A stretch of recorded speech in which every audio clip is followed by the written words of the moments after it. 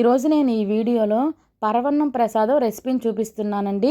ఇది చాలా సింపుల్గా చేసుకోవచ్చు, చాలా టేస్టీగా ఉంటుంది. ఒక్కసారి మీరు కూడా ఇలా ట్రై చేయండి, మీకు తప్పకుండా నచ్చుతుంది. ఇంకా వీడియోలోకి వెళ్ళిపోదాం. అందరికీ నమస్తే, welcome back to my channel. ముందుగా ఇక్కడ నేను ఈ చిన్న గ్లాస్తో ఒక గ్లాసుడు బియ్యాన్ని తీసుకొని దీనిని 2 సార్లు శుభ్రంగా కడిగి వాటర్ వేసి పక్కన పెట్టుకున్నాను. మనం ఏ గిన్నెలో అయితే ప్రసాదం చేద్దాం అనుకుంటున్నామో ఆ గిన్నెని పొయ్యి మీద పెట్టుకొని ఏ గ్లాస్తో అయితే బియ్యం తీసుకున్నామో ఆ గ్లాస్తో 2.5 గ్లాసులు వాటరు, 2.5 గ్లాసులు పాలు తీసుకున్నాను. వీటిని పొంగొచ్చేంత వరకు చక్కగా మరిగించుకోవాలి. ఇంకెలా మరుగుతున్నప్పుడు ముందుగా పక్కన పెట్టుకున్న బియ్యాన్ని ఇందులో యాడ్ చేసుకోవాలి. ఈ బియ్యాన్ని మొత్తం వేసేసి ఒక్కసారి కలుపుకొని చక్కగా ఉడికించుకోవాలి మెత్తగా అయ్యేంత వరకు.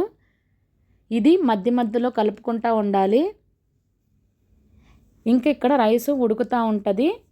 ఈలోపు ఈ రైస్లో వేయడానికి డ్రై ఫ్రూట్స్ని వేగించుకుందాము. పొయ్యి మీద ఒక చిన్న కళాయిని పెట్టి 1 టేబుల్ స్పూన్ నెయ్యిని యాడ్ చేసుకోవాలి. ఈ నెయ్యి హీట్ అయిన తర్వాత చిన్న ముక్కలుగా కట్ చేసిన జీడిపప్పుని యాడ్ చేస్తున్నాను. దీనిని ఒక్కసారి కలిపి గోల్డెన్ కలర్ వచ్చేంత వరకు వేగించుకోవాలి. ఇంకా ఈ స్టేజ్లో తీసేసి అదే కళాయిలో కిస్మిస్లు కూడా యాడ్ చేసి వీటిని కూడా దోరగా వేగించుకోవాలి. ఇంక ఇలా వేగిన తర్వాత తీసేసి పక్కన పెట్టుకోవాలి. ఇక్కడ ఒక్కసారి రైస్ ఉడికిందో లేదో చెక్ చేసుకోవాలి. ఇక్కడ రైస్ అనేది ఇంకా కొంచెం ఉడకాలి. ఈలోపు ఇందులో వేయడానికి బెల్లాన్ని నేను తురిమి పక్కన పెట్టుకుంటున్నాను. ఇంకా రైస్ కూడా ఉడికిపోయింది.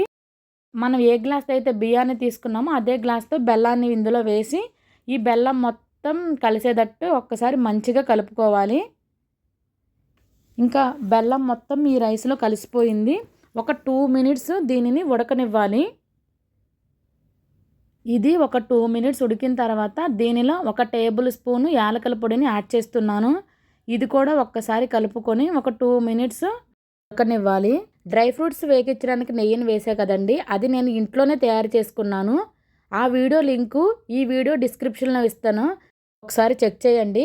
ఇంకా మనం వేగించిన డ్రై ఫ్రూట్స్ని కూడా ఫైనల్గా ఇందులో వేసేయాలి.